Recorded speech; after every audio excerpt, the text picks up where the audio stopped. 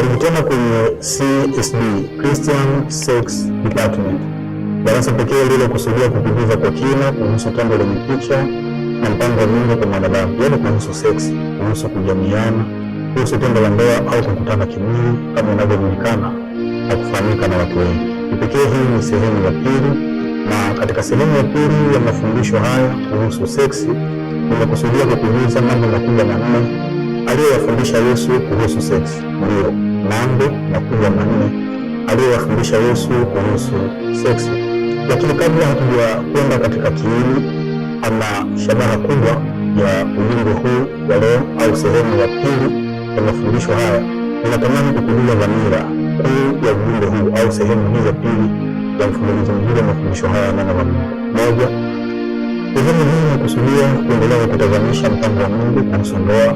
Lakini pili, sehemu hii ya pili imekusudia kukujulisha nafasi ya moyo katika ufalme wa Mungu, jinsi moyo unavyoweza kutumika kama mlango na kuingiza dhambi ama uasi unaweza kuharibu kabisa mahusiano yako na Mungu. Tatu ni kutazama sababu zilizotajwa kama sababu halali katika ufalme wa Mungu zinazompa mtu mume kumwacha mke wake ruhusa au zinazompa mtu mke ruhusa ya kuachana na mume wake. Lakini jambo la nne na la mwisho kabisa ni kuombea aina hii ya maarifa na elimu aliyofundisha Yesu kuhusu seksi ili iweze kukusaidia katika safari yako ya wokovu ukiwa hapa duniani.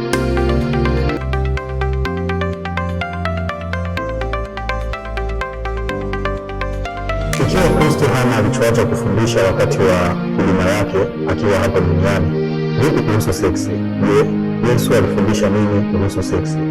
Hili ni swali langu na bado nimeendelea kujiuliza.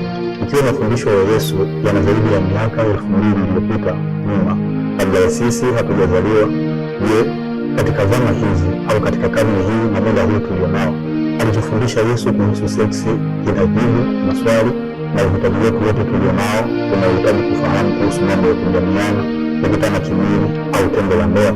Ikiwa unaendelea kutafakari majibu ya swali hili, nikuulize tena, ikiwa Kristo alifundisha kuhusu seksi kutokea katika mtazamo wa ufalme wa Mungu, je, mafundisho ya Yesu kuhusu seksi yanaendana na utaratibu ama na mambo ya dunia hii yaliyoelekea katika jambo la kukutana kimwili au jambo la kuseksi au kujamiana? Je, alichofundisha Yesu kuhusu seksi inaendana na utaratibu wa dunia hii? Vipi alichofundisha Yesu kinapewa ruhusa ya mwanamke au mwanaume kukutana kimwili au kujamiana nje na utaratibu walioweka Mungu? Pengine hayo ni maswali ambayo nimeendelea kujiuliza tangu zamani mpaka hivi leo. Unapojaribu kusoma neno la Mungu na kujaribu kutafakari maandiko matakatifu kwa habari ya mambo aliyofundisha Yesu wakati wa huduma yake, basi nikukaribisha mtu wa Mungu darasani. Leo nitakwenda kulipa majibu ya maswali yako yote yaliyokuwa ukiniuliza kuhusu nini alichofundisha Yesu juu ya seksi. Mimi ni rafiki yako katika Kristo Yesu, mchungaji na mwalimu Emmanuel Mjanga. Karibu katika darasa hili ambalo limekusudia kabisa kwa kuhusianisha na neno la Mungu, kukujuza mambo makubwa manne aliyowafundisha Yesu kuhusu seksi. Karibu darasani ili tupate kuanza pamoja.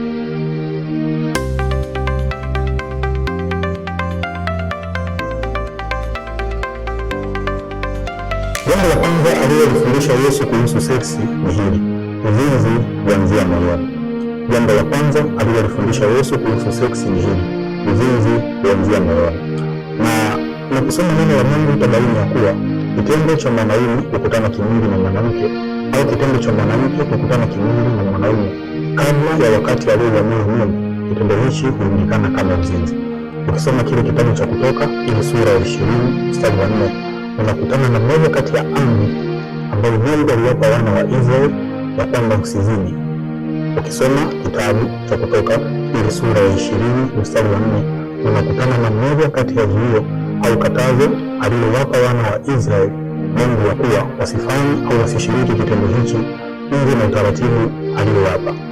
Ikiwa Kristo hakuja kuitambua Torati bali kuitimiliza, kama vile kitabu cha Mathayo Mtakatifu kinavyosema ile sura ya 5 mstari wa 17, basi alichofundisha Yesu kwa kuhusianisha na utaratibu uliotangulia wa Mungu wakati huo wa Torati ni kwamba Yesu alisema, amtazamaye mwanamke kwa kumtamani amekwisha kuzini naye. Na fundisho hili la Yesu kuhusu seksi Tunalipata kwa kuhusianisha au katika kusoma kile kitabu cha Mathayo Mtakatifu ile sura ya 5 mstari wa 28. Hili ni swali langu kwa kuhusianisha na hichi ambacho Kristo amekifundisha kuhusu seksi. Je, mtu anaweza kukutana kimwili kwa kupitia moyo pasipo kuhusisha mwili wake? Je, moyo unaweza kukamilisha kitendo cha kujamiana pasipo na kuhusisha mwili? Ikiwa unaendelea kutafakari majibu ya swali hili, ninatamani nikujuze kuwa kama vile Waswahili wasemavyo ya kwamba moyo wa mtu ni msitu au moyo wa mtu ni kichaka, hakuna ujuaye, lakini neno la Mungu linasema aonavyo mtu nafsini mwake au moyoni mwake ndivyo alivyo. Ukisoma kile kitabu cha Mithali ile sura ya 23 na ule mstari wa 7. Moyo una tabia ya kufisha, ni nani au mbaya. Kuhusu moyo katika ufalme wa Mungu unatufahamisha ya kuwa unaweza ukatumika kama mlango ambao unaweza kuharibu kabisa mahusiano yako na Mungu iwapo kitendo hiki cha kukutana kimwili au kujamiana au kushiriki tendo la ndoa pasipo na kuhusisha mwili. Hivyo basi mafundisho ya Yesu kuhusu seksi ni hivi, ya kwamba moyo wa mwanadamu unaweza kutumika kama kiungo tosha ambacho kinaweza kabisa kikafanya kitendo hiki cha kujamiana pasipo na kuhusisha mwili. Fundisho la kwanza ambalo alifundisha Yesu kuhusu seksi ni kwamba moyo wa mwanadamu una uwezo wa kufanya kitendo cha kujamiana pasi na kuhusisha mwili.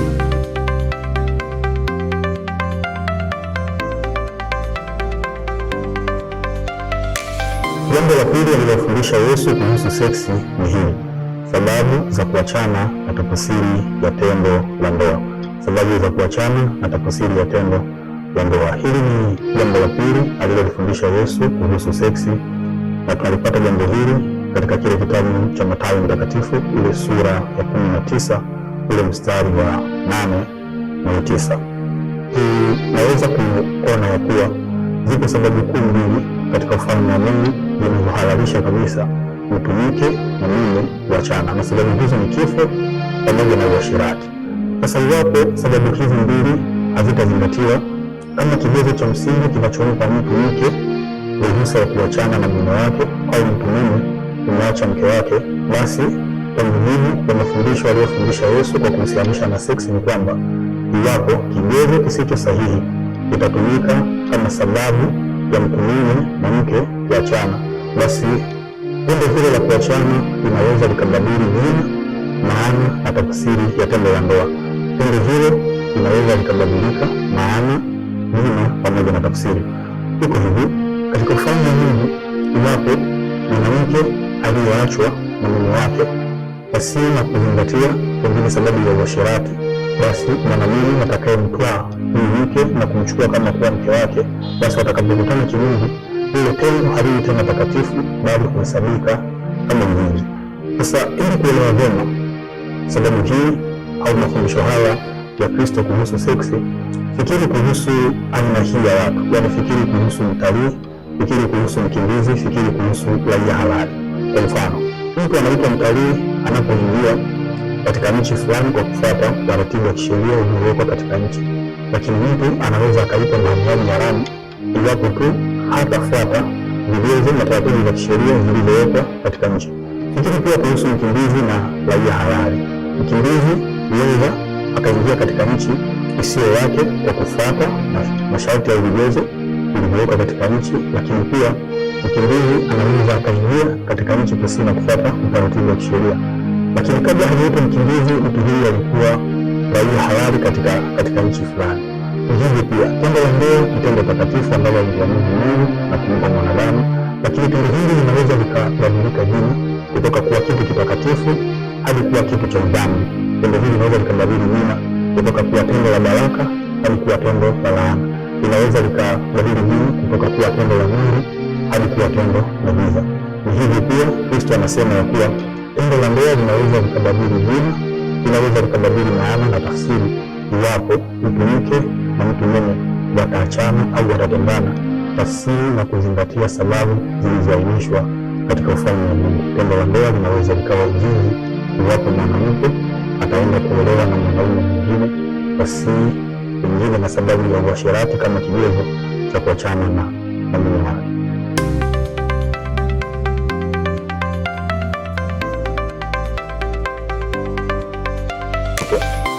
Jambo la tatu alilofundisha Yesu kuhusu seksi ni hili: umuhimu wa huruma na nafasi ya pili kabla ya hukumu. Umuhimu wa huruma na nafasi ya pili kabla ya hukumu.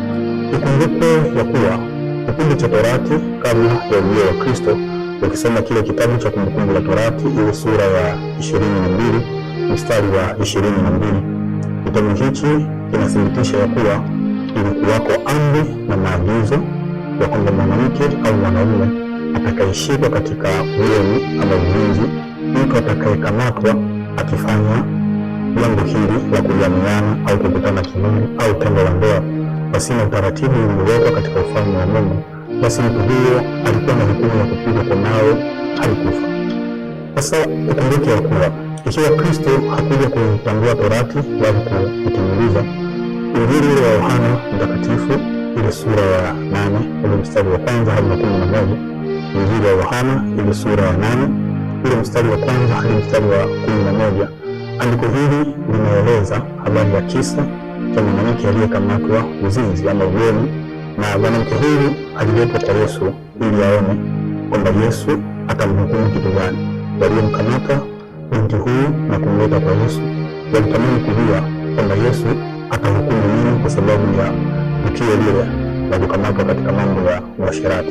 Lakini Kristo alisema kwa yule binti au kwa yule mwanamke aliyeletwa kwake aliposhikwa katika mambo ya uasherati, kwa kwamba unaenda zako binti na usitende dhambi tena. Sasa Waswahili huwa wanasema kwamba kutenda kosa sio kosa, bali kurudia kosa ndio kosa. Fundisho la tatu alilofundisha Kristo kuhusu seksi, yaani kuhusu kujamiana au mambo ya kukutana kimwili au tendo la ndoa ni hivi, ya kwamba iwapo mtu ataanguka katika dhambi, zaidi sana katika aina hii ya dhambi inayohusisha kukutana kimwili au kujamiana, basi mtu huyu katika ufalme wa Mungu anamwema na anastahili pia kupewa nafasi ya pili ambayo inaweza ikamsaidia kutengeneza mahusiano yake na Mungu, lakini pia nafasi ya pili inaweza ikamsaidia kurudia tena kile ambacho Mungu aliagiza na kukishika kutoka kwenye maandiko matakatifu. Kwa hiyo andiko hili linathibitisha ya kuwa kila mwanadamu, haijalishi dhambi anayofanya, hiyo ni dhambi ya kukutana kimwili, hiyo ni kuua, hiyo ni kuiba, basi mtu huyu huwa anahitaji nafasi ya pili kabla ya hukumu. Sio kwetu sisi tu wanadamu, lakini hata pia katika ufalme wa Mungu wanatoa nafasi. Mungu anatupa sisi nafasi ya pili ya kutulia na kujutia wale tulioyafanya kabla haujaja wakati wa hukumu.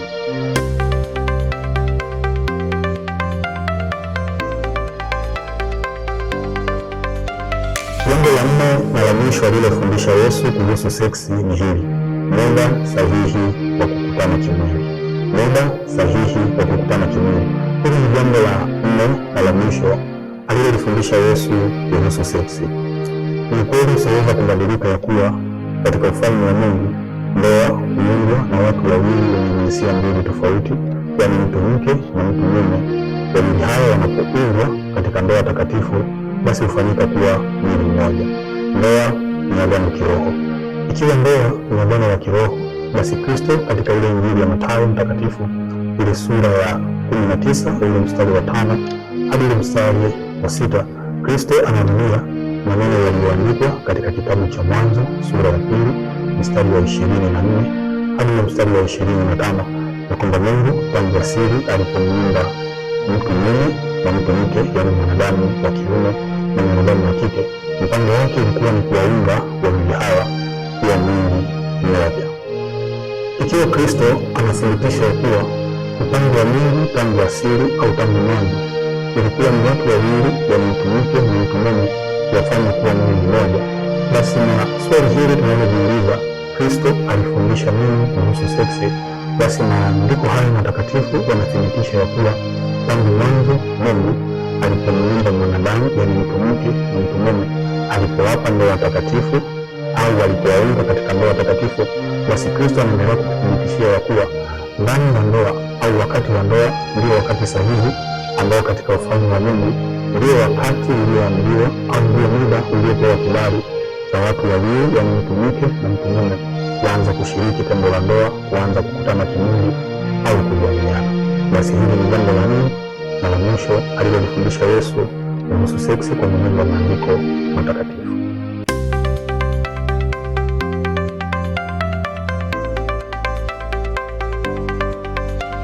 Basi kipekee ni kushukuru sana watu wa Mungu ambao umekuwa pamoja kufuatilia kwa kina na kwa upana zaidi mafundisho haya ya neno la Mungu kuhusu sex, mafundisho yanayojibu what the Bible say exactly about sex, mafundisho yanayojibu Biblia inasema nini kuhusu kukutana kimwili au kujamiana. Kumbuka hii ni sehemu ya pili, na katika sehemu hii ya pili tumekuwa tukijifunza kwa kuhusianisha na neno la Mungu.